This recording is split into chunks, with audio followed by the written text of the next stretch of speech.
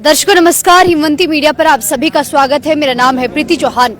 आज पाउंटा साहिब की एक नामी कॉस्मेटिक कंपनी के खिलाफ कामगारों ने मोर्चा खोल दिया है और विश्राम गृह पाउंटा साहिब में एक महत्वपूर्ण बैठक हुई है।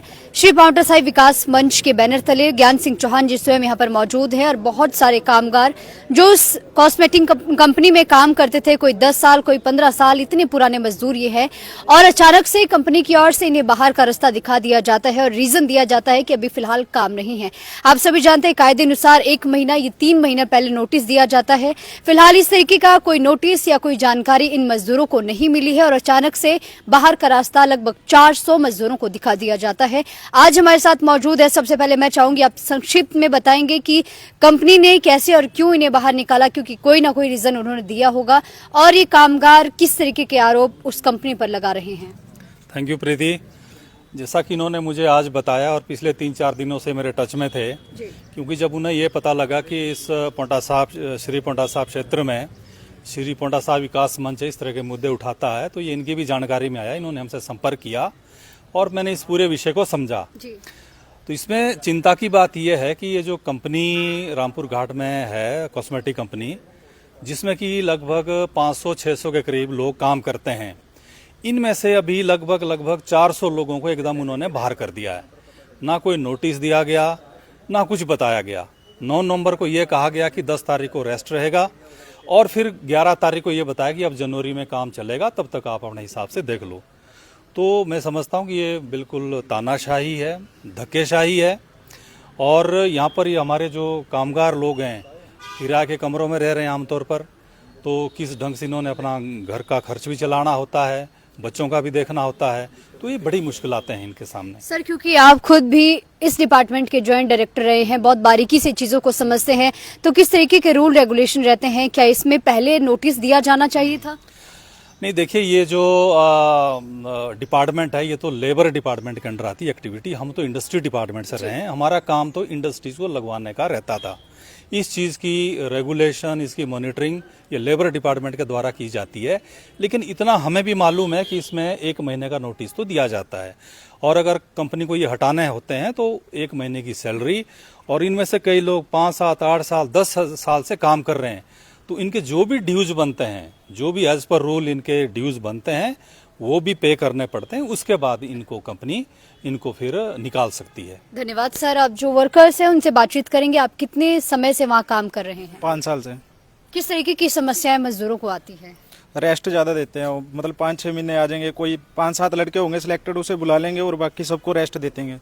सभी जो परेशानियां हैं, ये समस्याएं हैं, कितने समय से झेल रहे हैं? ये 2-3 साल से ज़्यादा आ रही है। क्या कभी मैनेजमेंट से या ठेकेदार से बातचीत करने का अपने स्तर पर प्रयास किया? हमने तो किया, उनको बहुत बार बोला भी, पर वो मानते ही नहीं है। वो फिर अपने हिसाब से बोलते हैं, ठीक है करना करो, आप लोग जा सकते हैं।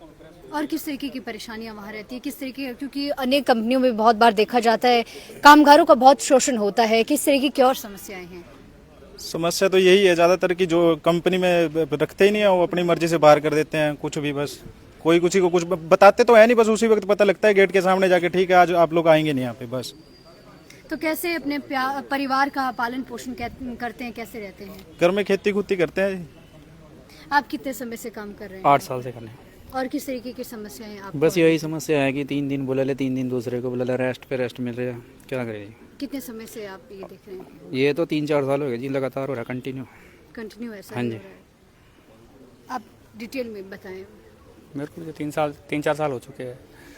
तो बस यही है कि वहाँ तो ना तो खाने का प्रावधान है कोई, ये कैंटीन वगैरह में, जैसे एक साइड में बाथरूम है, दूसरी साइड कैंटीन है, उसमें सारी स्मेल उसकी आती है। मतलब ऐसे जैसे घोड़े गधे होते हैं ना, ऐसे खाना पड़ता है वहाँ पे। और जो तब भी पूरी जगह नहीं होती है, तो बाहर जो पार्किंग एरिया होता है उसमें लोग खाना खाते हैं।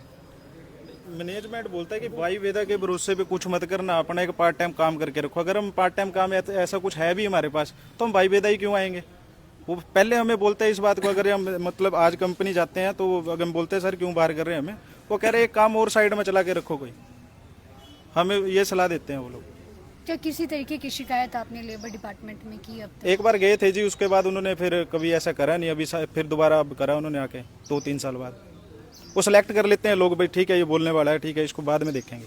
कितने मजदूर हैं जो बाहर किए गए हैं? 400 550 मजदूर है जी। क्या महिलाएं भी शामिल हैं? बिल्कुल जी, महिला भी है। महिला ने दो महिला ने शायद कंप्लेंट भी की भी है भाई लेबर कोर्ट में ना, वो बाहर कर दी बिना नोटिस से, कोई मतलब नहीं है उसका। श्री पांवटा साहिब विकास मंच के साथ आप जुड़े, अपनी समस्याएं रखी, तो क्या उम्मीद है आगामी समय में क्या कुछ ठीक होगा या फिर उम्मीद तो है जी, तभी आए यहाँ पे। अगर कंपनी नहीं मानती, अभी भी इसी तरीके का शोषण होता है, तो क्या कुछ करेंगे? अपने बड़े भाई को लेके चलेंगे साथ में, जो ये मतलब हमें बताएंगे वैसा करेंगे हम लोग।